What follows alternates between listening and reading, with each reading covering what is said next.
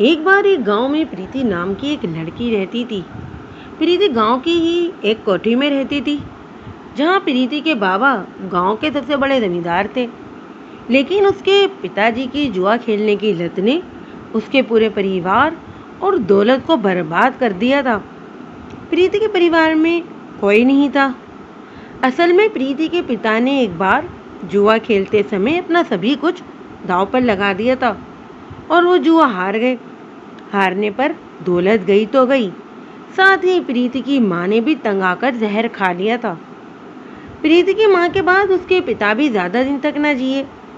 ज्यादा शराब पीने से इनका लीवर फेल हो गया और उनकी मौत हो गई।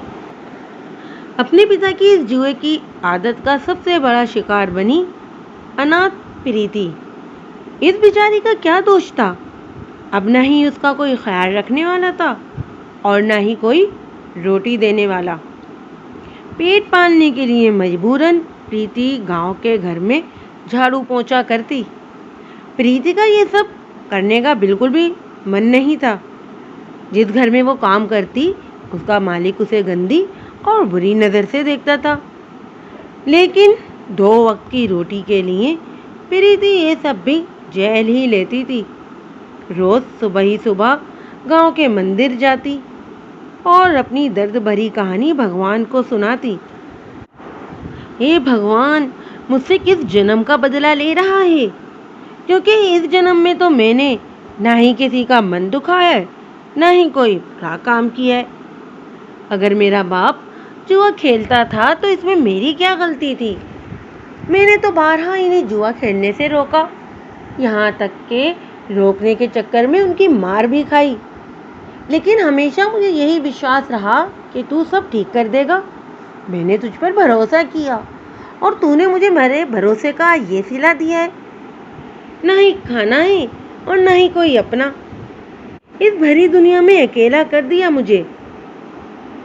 और जहाँ मैं काम करती हूँ वहाँ का मालिक भी बहुत बुरी नज़र से देखता है मुझे। क्या यही तेरी माही माए? ये कहकर प्रीति बहुत ही बुरी तरह रोने लगती है। फूट फूट कर रोने के बाद प्रीति ने अपने आंसू पोंछे और वहां से जाने लगी। तभी उस मंदिर के बाहर उसे एक बूढ़ा आदमी दिखाई दिया जो उसे घूर घूर कर देख रहा था। प्रीति को लगा कि ऐसे ही कोई भिखारी होगा जो उसे रोता हुआ देखकर घूर रहा है। प्रीति इस पर ध्यान दिए बिना वहां से तुरंत अपने घर की ओर चलती बनी।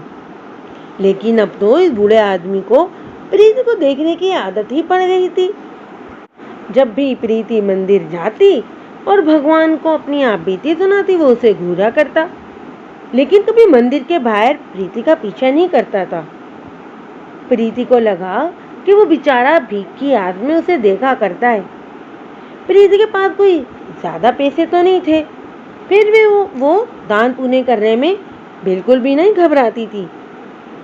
एक दिन मंदिर के बाहर खड़ा वो बूढ़ा आदमी जब प्रीति को घूर रहा था तो प्रीति भगवान के पास जाने की बजाय उस बूढ़े आदमी के पास गई। बाबा जी, अगर पैसे चाहिए तो बिना झिझक मांग लिया करो।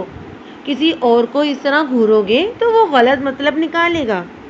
प्रीति की बात सुनकर बूढ़ा आदमी बोलता है, काश बेटा तेरे जैसा साफ दिल भगवान ने हर किसी को दिया होता।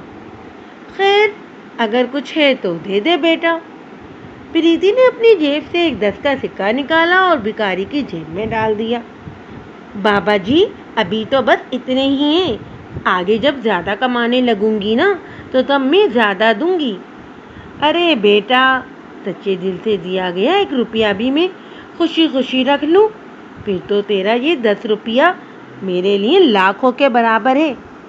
भगवान तेरा भला करे और तुझे खुश रखे। ये कहकर वो भिखारी वहां से चला गया। किसी गरीब की मदद करके प्रीति को बहुत खुशी हो रही थी और वो सोच रही थी कि